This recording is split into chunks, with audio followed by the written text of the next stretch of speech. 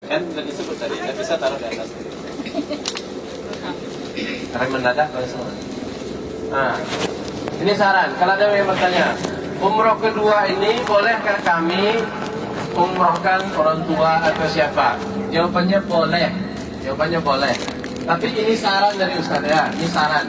Boleh diikuti, boleh tidak. Ya, ini saran, bukan perintah. Ibu-ibu, apa-apa kami yang umrohnya bisa jadi hanya kali ini. Nah, ini bukan membeda-bedakan ya. Yang umrohnya bisa jadi hanya ini kesempatannya, bisa jadi ya. Dan ini pun udah lama nabungnya Ustaz. Nah, entah kapan lagi kami bisa ke sini. Yang umrohnya hanya bisa kemungkinan hanya sekali ini. Kecuali bapak yang sering bolak-balik umroh ke sini. Nah, kecuali yang sering bolak-balik umroh ke sini ya. Tapi yang kemungkinannya umrohnya hanya kali ini saja, maka maksimalkanlah dulu untuk pribadi. Nah, nanti pikirkan orang lain itu dulu. Karena apa?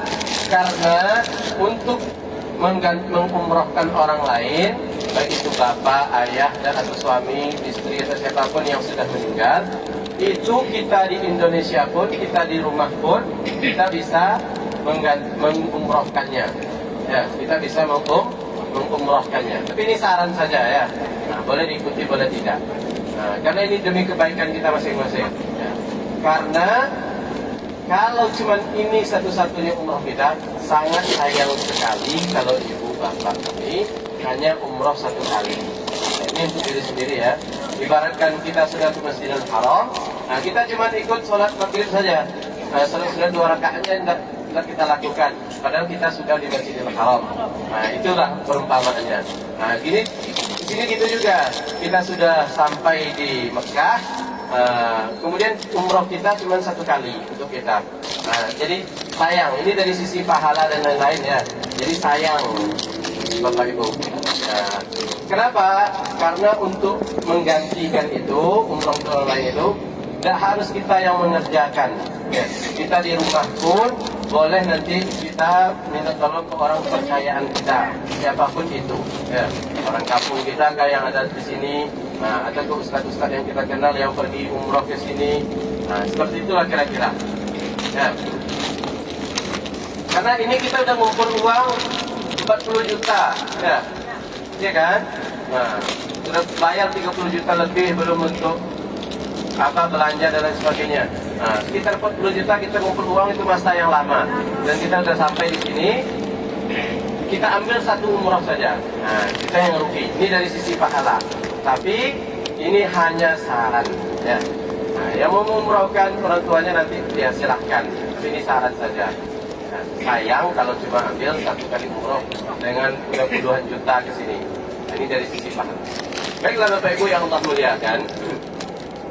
Ini kita sedang menuju ke Musdalifah. Nah, ya, menuju ke Musdalifah.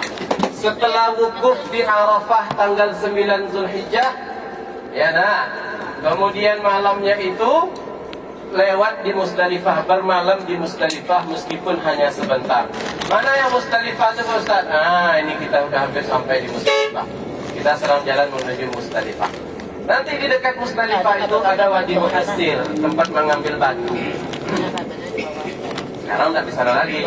Wadi Muhassir ini kata Rasulullah disunnahkan untuk cepat-cepat jalannya. Kenapa? Masih ingat dengan surat Al-Fil?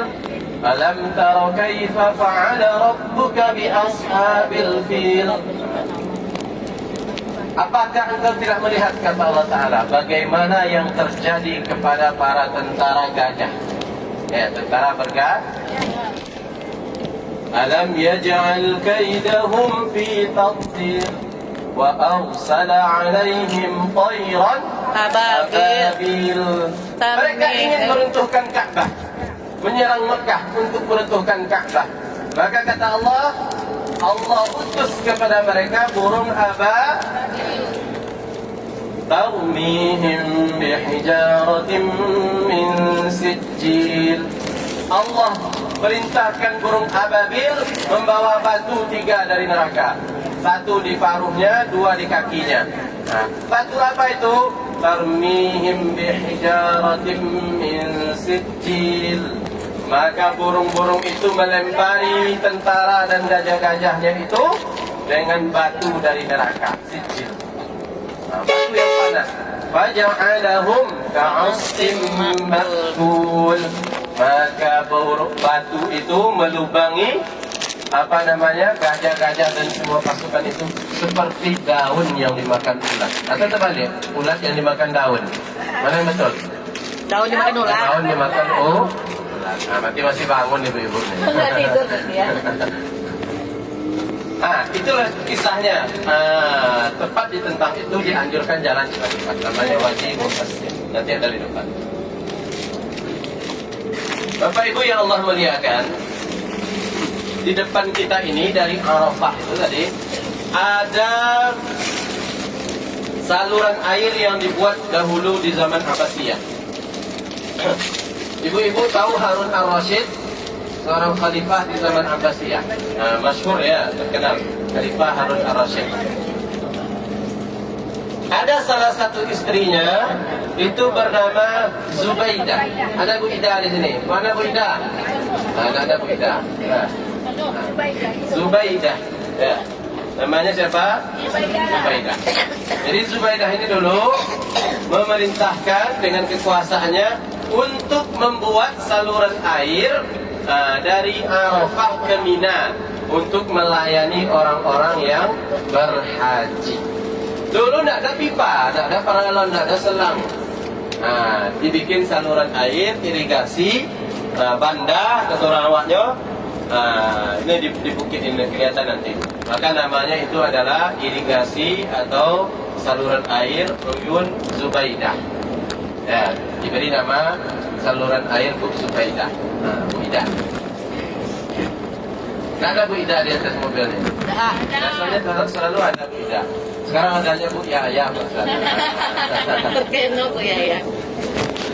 Nampak? Itu di sebelah kanan kita tembok itu. Itu dia. Dibangun sejak sekarang 1400 sekian Hijriah, abad 15. Ini dibangun sejak abad 4 Hijriah kira-kira. Berarti sudah ada sekitar 1000 tahunan. Ini di samping sampai ke Mina memanjang. Ini saluran air ini. Siapa itu? Perempuan. Balik lagi kita ke pelajaran yang tadi. Tidak harus laki-laki, perempuan pun kalau dia bisa berjasa, bisa berkontribusi, maka lakukan apapun itu. Tak tunggu laki-laki. Ibarat orang awak kan begitu. Yang butuh untuk mengambil langsung, kan dia seperti itu artinya apa? Kita ini punya peran masing-masing.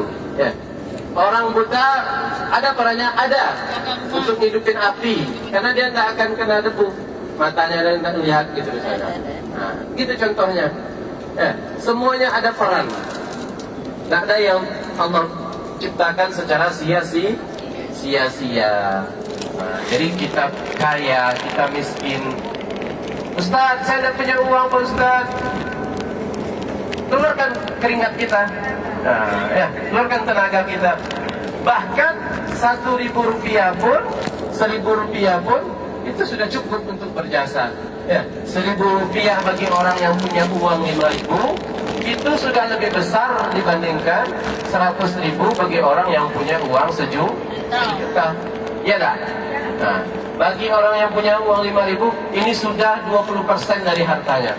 Sedangkan orang yang nyumbang 100.000 yang punya uang 1 juta ini hanya 10%. Jadi tak ada yang pandang kecil ya. Apapun milik kita, apapun yang ada di tangan kita, bisa kita berjasa untuk umat Islam, bisa berjasa untuk umat Rasulullah. Lakukan.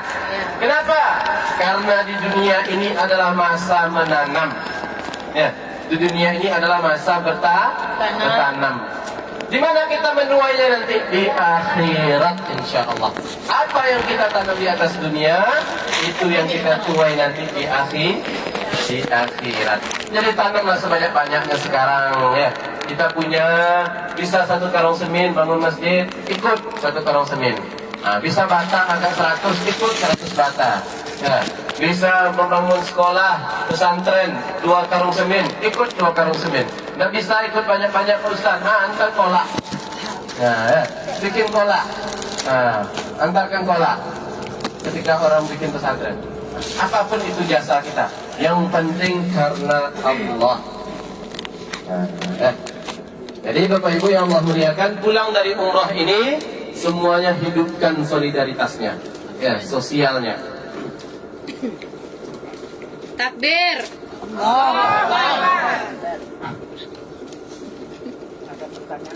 Nah, apa tuh? Andai kata umroh yang kedua Ya, itu pakai celana panjang. tidak boleh. Umroh itu syaratnya sama seperti umroh pertama. Nah, ini lihat di sebelah kanan kita, Masjid Masy'aril Haram. Sekarang kita sudah di Musdalifah. Jadi ketika jalan ke Musdalifah itu, kata Rasulullah, kita disunahkan sholat sunat 2 rakaat di sini.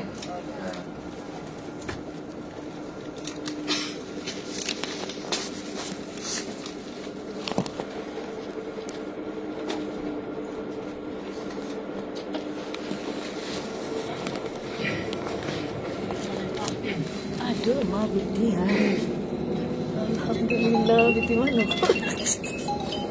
Dia mau dorong dia tetangga. Oh iya malam tuh. Betul. Iya betul. Ini sekarang namanya apa? Musdalifah. Sekarang kita sedang di Musdalifah. Ini wajib bermalam di sini meskipun hanya sekejap, sampai lewat pun boleh. Nah, yang dituju sekali itu Mina. Di Mina itu wajib tidur di sana. Ya, Masya Allah. Beruntung Bapak Ibu keberangkatan 19 Januari 2026. Karena berapa kali saya umroh saya nggak pernah ke sini. Pasti lewat aja. Ya, Alhamdulillah kita sama Ustadz semuanya dikasih. Ke Jabal Sultan juga lewat aja. Jadi kita bilang apa Bapak Ibu? Alhamdulillah. Makasih Ustadz gitu. Hantang ke kamar Ustaz.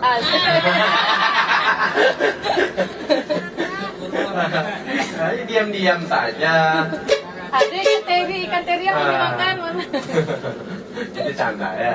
Nah, di sekitar sini sampai ke depan itu disebut dahulu Wadi Muhassir. Wadi Muhassir. Apa tadi? Tempat pasukan Raja Abraha, pasukan bergajah dilempari oleh burung ababil. Nah, di sekitar sini sempatnya sampai ke depan itu. Ya dokumentasi lagi cek.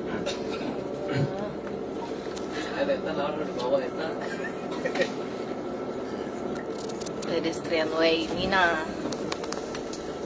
Bapak Ibu yang Allah muliakan, kita kembali ke kajian kita yang tadi. Mentanamlah sebanyak-banyaknya ketika kita sedang hidup di dunia. Karena kalau sudah meninggal tak ada lagi kesempatan, ya, kecuali kita punya aset. Tahu aset? Anak yang soleh. Kecuali kita punya aset selama hidup di dunia. Nah, makanya kata para ulama, perbanyak beramal yang sifatnya itu aset. Apa itu aset? Tahu paham aset kan? Saham. Ya. Nah, kita punya saham di dunia ini. Karena telah meninggal, tak ada lagi kesempatan bikin pahala. Maka perbanyak amalan yang bentuknya saham. Apa itu? Nah, kata Rasulullah, "Idza mata banu Adam," apabila seorang manusia anak Adam telah meninggal, inqata'a amaluhu. Terputus semua amalannya. Nah, bawa amal masing-masing ke dalam kubur. Tidak ada lagi. Illa min salas. Nah, ini kabar gembira daripada Rasulullah. Kecuali 3 hal. Ya. Apa yang nomor 1? Sedekah jariyah. Sedekah jariyah. Sedekah jariyah itu maksudnya apa? Sedekah yang kebermanfaatannya berkepanjangan. Seperti yang kita jelaskan tadi. Ya, ikut 1 karung semen bangun masjid. Selama di masjid itu orang sholat, pahalanya mengalir ke kita terus. Allah Akbar. Ya.